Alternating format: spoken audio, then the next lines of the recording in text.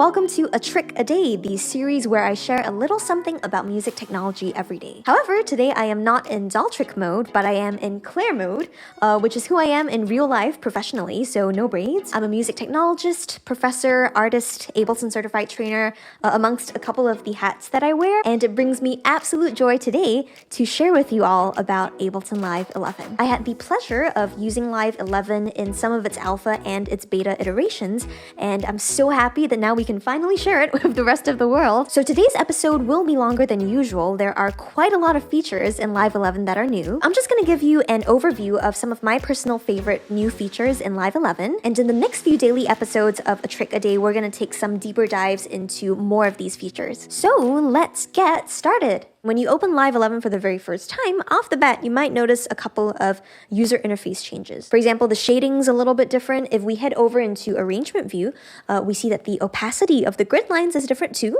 although that can be adjusted. We might take a look at that at some point. We've also got some things in the master track and session view that look a little different too, especially in the way that they are numbered, the different scenes, as well as the space that there is, and we'll take a little bit of a deeper dive into that as well. One thing that immediately stood out to me was something in the browser. So let's head over to the left-hand side and let's start over there. Now, if you remember, in Live 10, as well as in Live 9, things were organized very well. You had a bunch of different categories, sounds, drums, different sorts of effects. If you scroll a little bit further down, though, closer to the places section, at the bottom now of categories, we have two additional categories. The first being grooves. This is a dedicated place where you can find the grooves that you have in your library, and templates, and that's what really stood out to me. I use so many templates in my work, so much for whether I'm doing like live experience design for my clients or whether I am teaching my third graders about how to make a beat in Ableton Live. So this is a section that I think will definitely be very useful for organizational purposes. There are some built-in prescribed templates by the Ableton team themselves, and maybe some of them might also be related to a couple of other new features in Live 11 too. But before I get ahead of myself, let's get back here. Something else that really stuck out to me was if you head over to the audio effects category, we no longer have all of the effects in one big chunk. If you remember in the previous versions of Live, all of the audio effects would be kind of lumped together in alphabetical order. This time, they are divided into subfolders of the types of effects. So for example, if we click over here in the EQ and filters category, we've got the 4 devices that mainly deal with EQ and filtering in Live.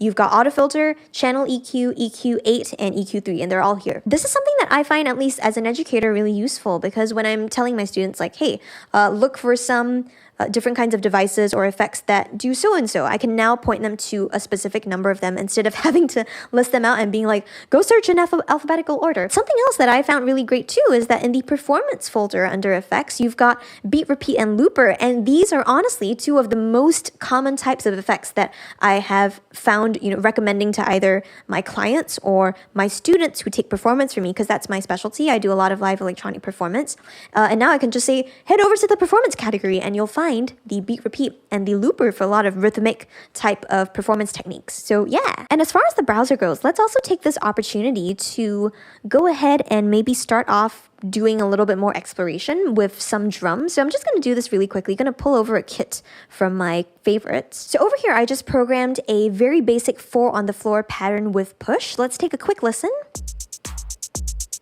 So you got your kick, you got a clap on the backbeat, got some hi-hats. Pause that for now, but what I wanted to do is show you one of the other new things that you can find in the effects category. There are a couple of really nice new audio effects that the Ableton team has put in, and one of them that immediately comes to mind is the new hybrid reverb. So what I like to do is put this onto my clap. Maybe we can get a little bit more mileage out of that. Let's also go ahead and solo the clap in this particular kit.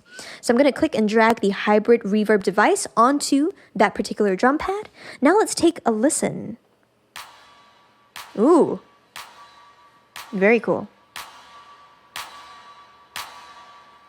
So here is the hybrid reverb device. If it looks a little bit similar to something else, or if it looks familiar to you, maybe it reminds you of the Convolution Reverb Max for Live device. That's kind of because hybrid reverb is a combination of a convolution reverb as well as an algorithmic reverb. So not going to dive super in depth at this moment, but you can absolutely switch the color of the reverb by browsing through different kinds of impulse responses that you have over here. So let's take a quick listen. switch through some different ones.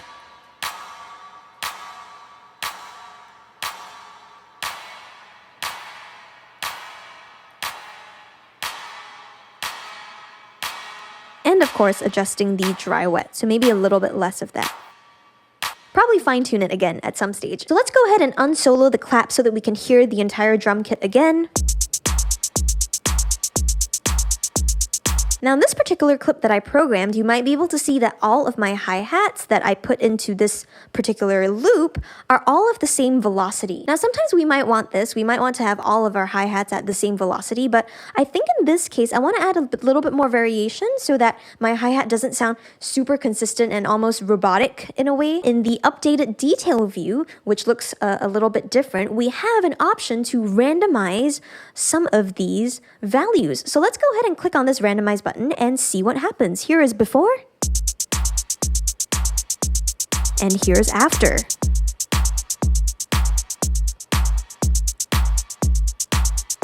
Nice. So you might be able to also hear that my hi-hats are no longer that machine gun-like. They seem to flow a little bit more. So right now the hi-hats do sound nice, but I maybe want to have a bit more control over the range of values that the velocities are being randomized by. So I'm going to go ahead and undo that by pressing Command Z on a Mac or Control Z on a PC.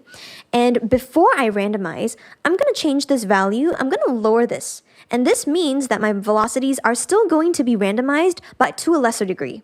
So let's go ahead and click on randomize now. And there we go. A little bit more subtlety to them. Let's take a listen. Maybe a bit more. And we can bring them down too. Very nice. Cool. So I was pretty happy with that initial clip that I made, and what I just did was make 2 duplicates of that clip. I've created some variations where I have different hi-hat patterns, so it's getting a little bit sparser in the third clip. The middle clip has all of the hi-hats in for every 16th note, and then the first clip is kind of like a middle ground. One feature in Live 11 pertaining to clips that I got really excited about, especially for session view, were some of the updated follow action features. So let's take a look at some of them. Now in the detail view, in the box where it says clip, there is a tiny disclosure triangle next to the word clip. Let's go ahead and click on that, and we will see that this is what pops out the follow action section. So it's no longer its own thing in the launch box. In addition to being found in a different place, we also have a different interface and way that it functions now. So what I'm going to do is select all 3 clips that I have here, and I'd like to have them have some kind of follow action. We just have one slider that's going between action A and action B. So in this instance, in action A, in the drop-down menu, we have next. This means that if this slider that I'm currently moving is all the way to the left, the clips will always play the next clip, but I can kind of control and skew the percentages a little bit so that between next and no action, now we kind of get a percentage chance. So if I have the slider right in the center for the chance, that means that I have a 50% chance of doing follow action A and another 50% chance of doing follow action B. So I'm going to go ahead and set follow action B to, instead of no action, let's have it be previous instead. And let's see what happens now when I start playing the clip. Cool, so now it's going to play the next one.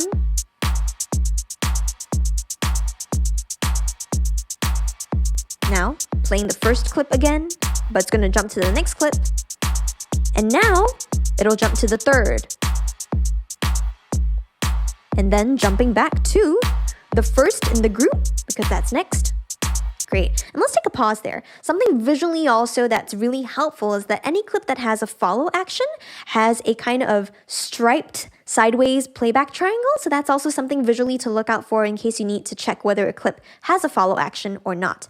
And that's also related to this button over here on the right-hand side in the master track. This is the Enable Follow Actions Globally button. So if this button is lit up in yellow, that means that the follow actions will be active. And if it's grayed out, so if I click on it again, that means that the follow actions are temporarily disabled. If I want the follow actions to come back, I can click on that. And it's kind of similar a little bit to how yellow and grayed out stuff works in general in live. Usually something that's lit up in yellow is active, something that is not is deactivated at that moment. Let's head over back to our drum kit that we were working with.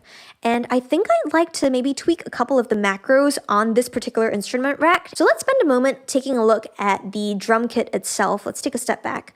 I've got this big break kit loaded up from my favorites, and I might want to play around with a few of the macros. So let's take a moment to do that.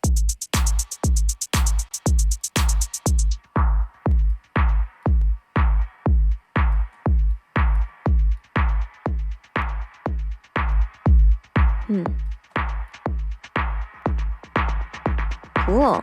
So you know what? This is kind of cool. It's a pretty affected type of drum sound, but I think it could be really nice to have this as a starting sound maybe when I'm doing the introduction to this particular sequence, and then maybe as time goes along, I will dial back on the effects like delay and filter. Gee, I wish there was a way that I could very easily store this setting of the macros, and this was so huge for me too. In Live 11, we've got the ability to capture snapshots of macro settings, and that's over here on the left-hand side of the kit. We have a tiny camera that if we click on will pop up the collection of macro variations that we might be able to have. So what I'm going to do now is press this button over here that says new, and it's going to make a new snapshot of whatever values I currently have over here. So let's create a new snapshot. There we go. It's called variation 1. I'm also going to go ahead and set back everything to its default. So I'm going to double click on all of these parameters, and let's set them back to their defaults.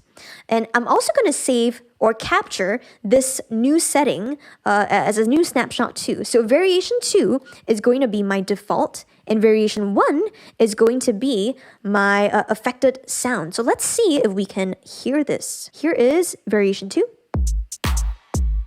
So nothing much going on. Let's click on this triangle to launch the macro variation. So that's the affected sound. Here's the clean one. Yeah, cool.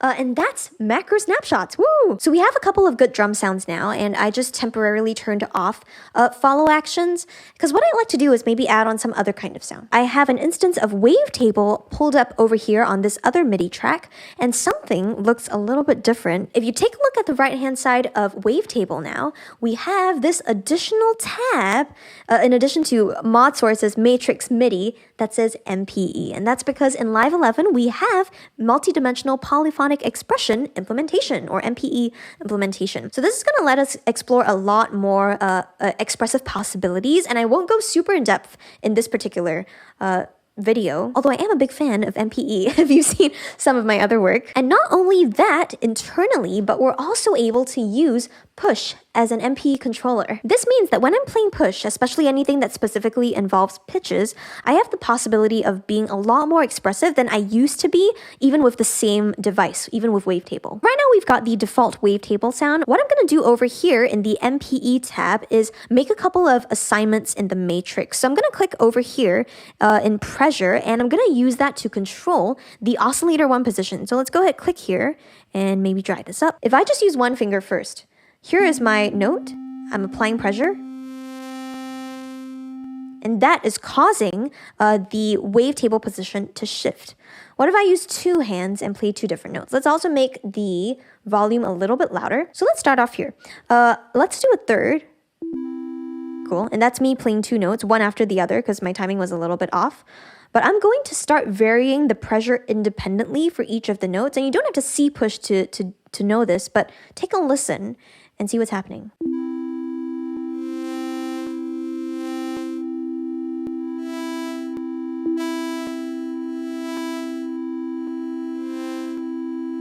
Cool. So that was a very rudimentary demonstration of what MPE can do, but essentially I was able to independently vary the pressure of each of these two notes while playing them at the same time. But maybe let's try playing with a larger chord. Let's say I'm doing something like another C major, but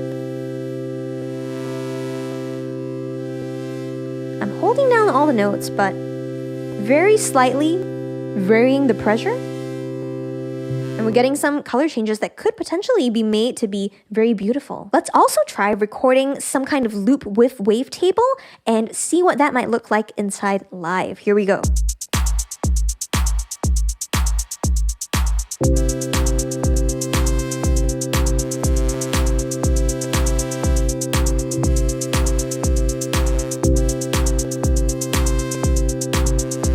Cool. So there we go. What we're going to do now is take a look at what it means to edit this kind of MPE data. So I briefly alluded to this just now. We have an updated detail view in the lower section of Live. For now, I'm also going to go ahead and close up the follow action tab in clip view. And instead, I'm going to head over here to this third tab in clip view. We've got the very first one, that is the notes tab. That's the one we currently see. It's like the MIDI note editor.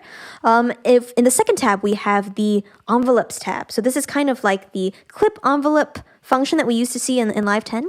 In the third tab, that is our note expression tab. And this is new. If we take a look at this over here, we now see that we have a lane dedicated to note pressure. And I can see each of the notes has had its pressure change over time. If I hover over each of these squigglies in the lane, I can see which note that also pertains to and for how long that change happened. So I will also be able to edit this data and fine-tune things. But even now, if I were to just stop the drums and listen to it on its own, you can hear those changes. So now let's head over into arrangement view. Here we are. I've put in the drum clips that we previously used. I've also put in the wavetable loop that we set up previously in session view. At this stage, maybe I could even think about some potential melody to add on to this sequence that I have. And I'm not really a good vocalist, but I think I might even try to sing something and have that on record as my melodic inspiration comes into my head. And in Live 11, recording is finally taken to the next level with the introduction of take lanes. Let's see how that works, and I might even just go ahead and demo it off the bat. Let's loop this section over here. So I'm going to press Command L or Control L. Let's also set up some kind of locator as my starting point for where I want to record. So I'm going to start recording, and this is looping at the moment. So what I'm going to show you might be a little bit reminiscent of Logic or Pro Tools for those of our friends who have used those DAWs before. Let's take a look at how this will work in Ableton Live. So also going to arm the track, and I think we should be ready to go. Here we go.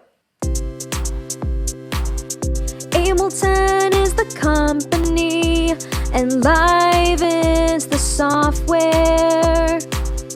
Ableton is the company, and Live is the software.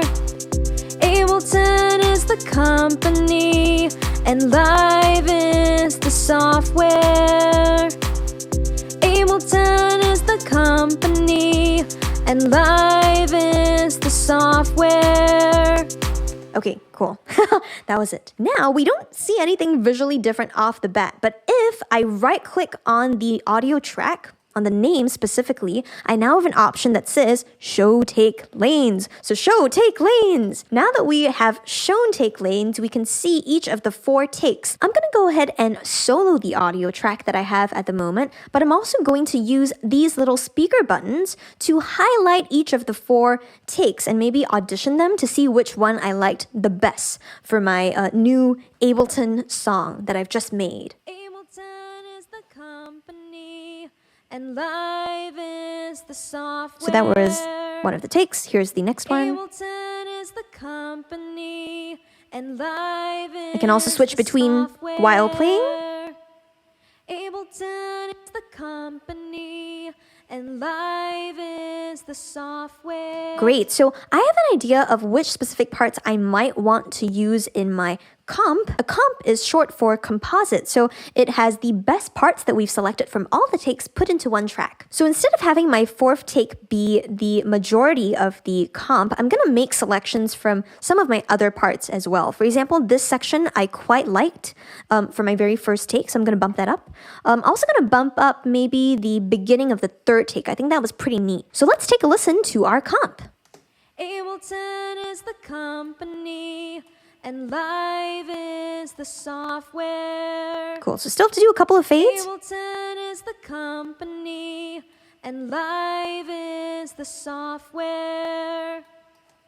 Ableton is the company, and Live is the software. And once I'm done with the take lanes, I can always right-click on the track name and hide them again. Somewhat related to lanes, we also have a couple of new features that let us edit different tracks in a more conducive way. If I select all of these tracks that I have right here, so holding down Shift and clicking on the first track and then the third track, I can right-click again, and I have the ability to link tracks. This means that when I want to edit these 3 tracks together, anything that I do on one of the tracks will also apply to the other 2 tracks. And I can also see that in the track names, I have this little link icon that's popping up. So that's a really good visual indicator. And now if I want to go over here to the beginning, and let's say I want to get rid of all of this, I can just click in the first track, drag all the way up until where my vocal begins, because maybe that's the part I want to focus on, and I'm going to temporarily deactivate everything by pressing 0. So now I just have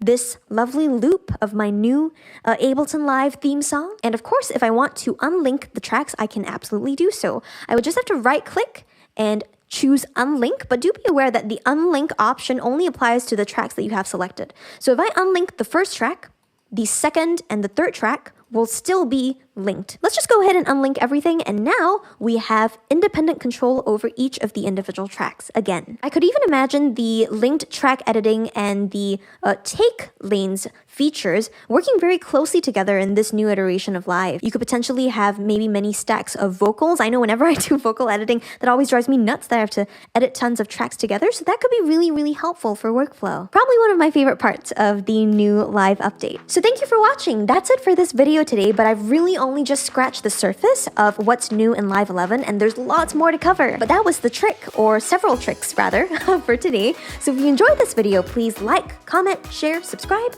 and you can also turn on the notification bell to be notified of whenever I have a new video out, which will be probably tomorrow for more of these daily tricks. I also wanted to share about some exciting events that I'm a part of or I'm hosting this week in celebration of the Live 11 launch. On November 11th, Rishabh Rajan and myself will be hosting a special Ableton user group for the Berklee College of Music community. Rishabh and I are both professors in Berklee's Electronic Production and Design department, as well as Ableton certified trainers. So our students and colleagues will be able to hang out with us in Zoom for this event, but I will also be broadcasting to YouTube so that even if you're not one of my students, you can also tune in, and that'll be right here at youtube.com/dolltr. Next, on November 12th, Ben Casey from Ableton, who's also an Ableton certified trainer, will be presenting with me at the New York City Ableton user group. I usually help to run the group, and we do it through 343 Labs, which is a New York and Berlin-based music production school that I'm also an instructor at. So that's going to be over at their YouTube channel at youtube.com/343labs. And also at the 343 Labs YouTube channel, on November the 16th, I will be hosting